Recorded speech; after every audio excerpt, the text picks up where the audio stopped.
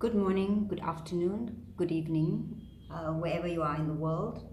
I am in Mbarara, Uganda, and for me here it is afternoon.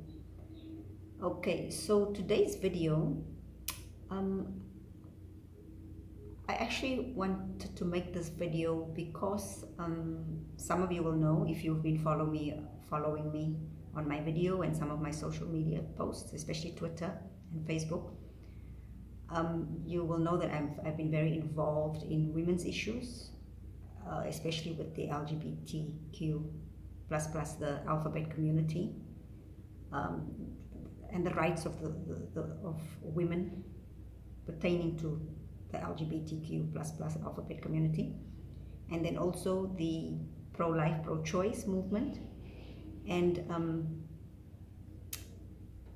some of the other programs I do is a Be a Better Man, but that's another subject I'll talk on another time. Now, what I want to talk about today is I have and will always be on the pro-life side. But if you've watched my other videos, you will also notice that I'm very pro-choice.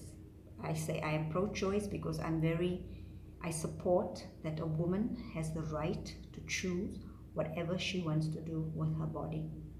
That is her right. And although that is her right, she must then be prepared to bear the consequences of her choice. So in that way, I'm pro-choice. I'm pro-life in the sense that I'm against the killing of any human being, irrespective of what they've done or what they've not done. As the minute you are a human being, you have the right to live. So I've been having a lot of conflict with the pro-choice people because of my pro-life stance.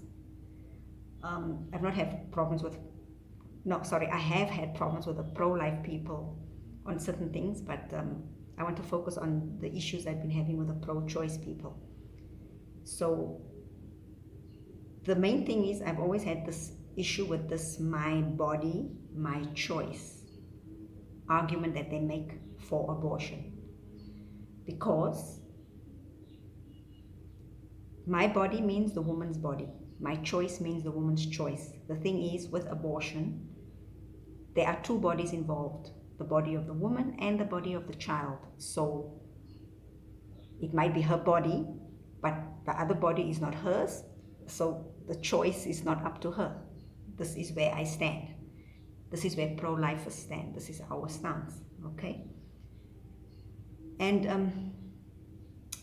I've been back and forth with people, and they've been giving me pro-choice people about their reasons for why abortion should be allowed and in which circumstances it should be allowed, etc., etc. And so today's video, I actually want to make this point that there's actually two things that I've come to realize about the pro-choice movement that does make a bit of sense. Took me time to get to this point, but you can only get to these kind of points with dialogue, not fighting and screaming like banshees and insulting each other and demeaning and belittling each other and blah blah blah, but by actually discussing things, step away from it, think about it, research about it, and then come back. So that's what I've been doing. And the first thing that I have to give them this is that, okay, but let's just get it straight. Me, I don't care. I don't want anyone to die or anyone to be killed. But saying that, I understand these 2 points. Well, this one point first that they are coming from. And the point is that a lot of pro-choice people are pro-abortion because, especially the abortion of the mentally and or physically disabled. And the reason they say this is because they want to stop this child from future suffering. Because, let's face it, we do live in societies where these kind of people get bullied, or they get shunned by the public, or they get dealt a bad hand, etc. These are facts. So that is why I say this, I can understand. It does make sense that they would be concerned. This comes from a place of compassion on their part. So I'm giving them that because I can see it happening. We've just seen it recently happening where people were bullying a child with who's a dwarf. Okay, that's not the right term. He has dwarfism. Okay. I know with Down syndrome, this happens all the time. With quadriplegics, this is just what people do, or people with some kind of defects, even skin disorders, like the guy in Indonesia, his name is Zainal, something with the warts. And I can understand that a lot of people don't want to see these people suffer like that. So this, I give them that. I can understand. I still don't think it's right to kill somebody because this is what's going to happen to them. But then again, this is because of my belief system, and all our decisions, our moral decisions we make. It does come from what we believe in our belief system. So my belief system is always that everyone has the right to live. Suffering is part of life, and we are all put in this world to learn something or to teach something. So this is what I believe, okay? And I know a few of my friends believe this. We've already had exchanges about this. And then also, like I said, everybody has the right to live. And then also because a little bit of Buddhism, I have this little bit of Buddhism philosophy that I believe in, which is, it's a predestined karmic reaction to what happens to you. It's predestined. So, okay? But that's one thing about that. Now, the second issue, this is the one that, I just thought about it.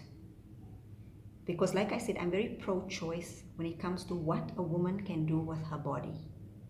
And let me reiterate, a woman has the right to do whatever and to choose whatever she wants to do with her body, whether it's what she wears, a kind of job, who she wants to engage with sexually, whatever. She has the right to that choice, but then she must be prepared to bear the consequences of her choice. This has always been my mantra. So now I get it when the pro-choice people are screaming and getting all crazy about my body, my choice. So let me explain carefully. So when they say, this is what I believe or what the conclusion I have come to. When they say my body, they are really meaning their body and not the child's body. Whereas when us pro-choice people talk, we only talk about the child's body. You see, we separate. So when we separate it, they're actually doing the same thing. They're separating the woman's body from the baby's body, which is something I did not think about. I've just started really having to put my head straight and try and see it from their point of view. But now I get it. It's their body. Put the child's body aside. So I want to focus just on their body, on your body, my body. So for me, this boils down to a woman's perception and view of her body. So I have 6 versions of what women might be perceiving or viewing their bodies as being. Okay? This is just my perspective. Okay, right, so first one. Some might think their body is a temple. Okay, so of course when we think about temples, we think about worship, praise. Temple also means church, anything that's built to connect with a higher power, whatever that higher power is, okay? So some women, that's how they view their bodies, as something that has to be worship, it can be a place of sanctuary, it's a place of calmness, it's a place of forgiveness, it's a place of giving, whatever you associate a temple with.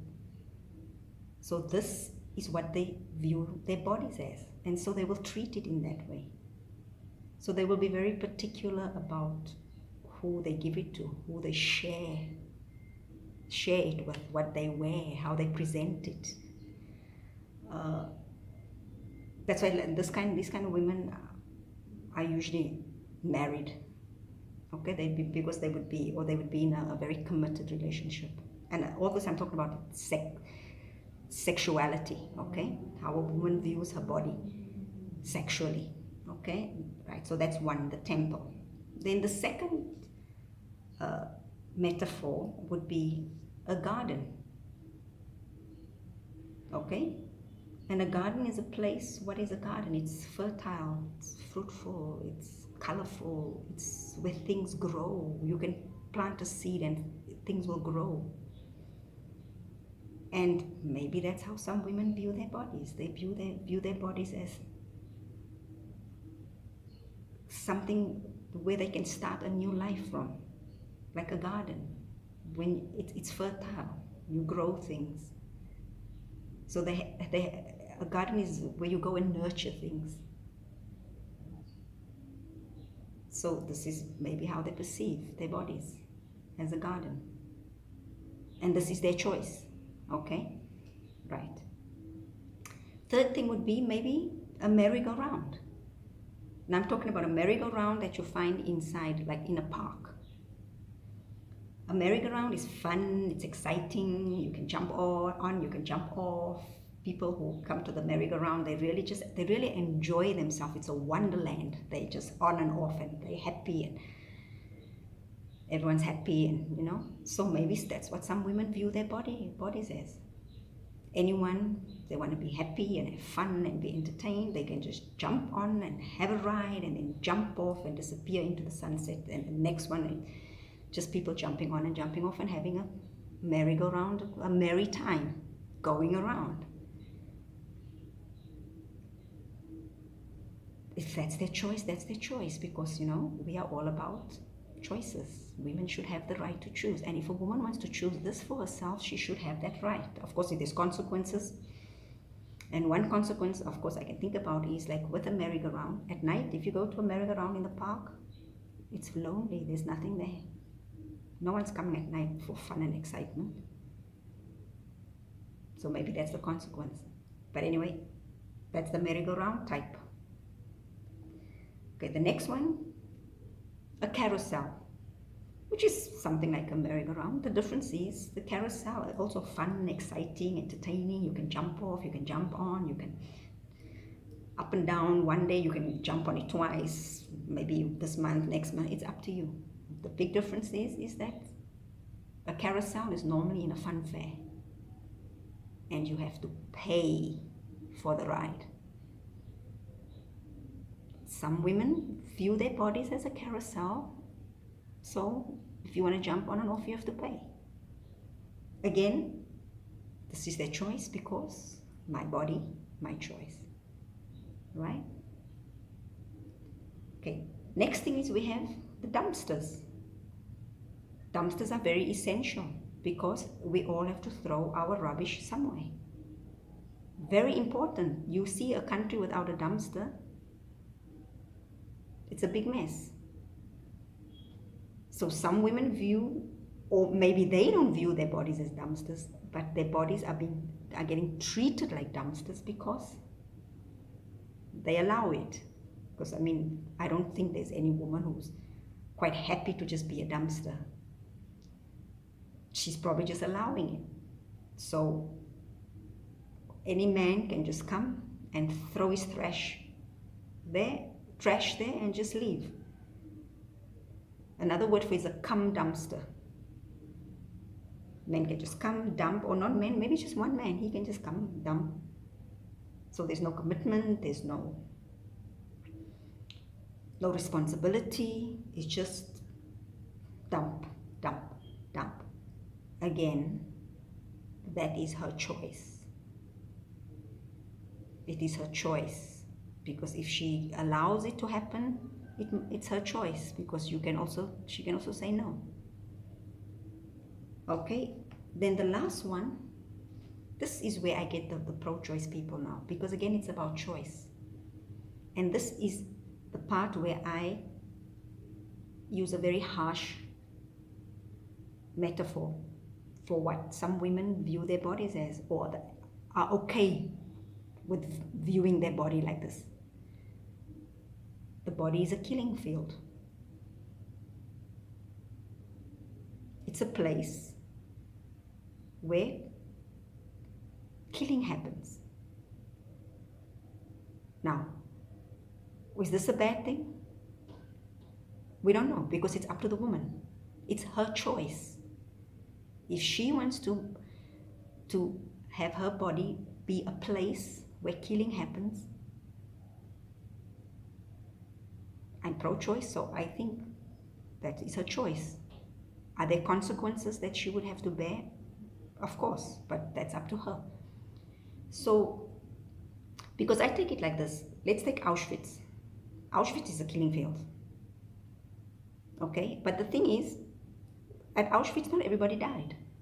No, only certain people died. And it was an elected variety of people that had to die, which is the same like with if you make your body a killing field, because some people only think only the mentally and physically disabled need to die there, only the unwanted, only the ones that were conceived through rape, example, through a violent act. You see, it's just like in Auschwitz, not everybody died.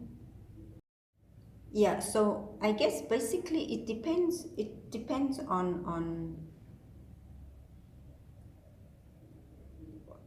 the woman's perception of her body, and then what she chooses to do with it. Now I understand the screaming about my body, my choice, my body, my choice. It's because these people are coming from a totally different angle of the debate. Okay? They are coming from the angle of, I'm a woman. If I want my body to be one of these 6 things that I mentioned before, a temple or a garden or a merry-go-round, a carousel, a dumpster or a killing field, it is my choice. So I give them that. I get that. But then what they also have to understand on this side, where the pro-life people are coming from, they are only thinking about the other body, which is the body of the child. And they are only thinking about protecting this child. That's all. But then there's also the other people who are coming from an angle where the child is not a human being, it is not a child, it's just a thing. So in this case, there's actually nothing much you can argue about, because it's like arguing about a cyst or a wart, something that has no meaning. It's just a thing in your body, and then it needs to come out because it's in the way. Yeah, so anyway, that's all I have to say about that. Let me know what you think. What are your opinions, views? Okay, and keep well, and cheers.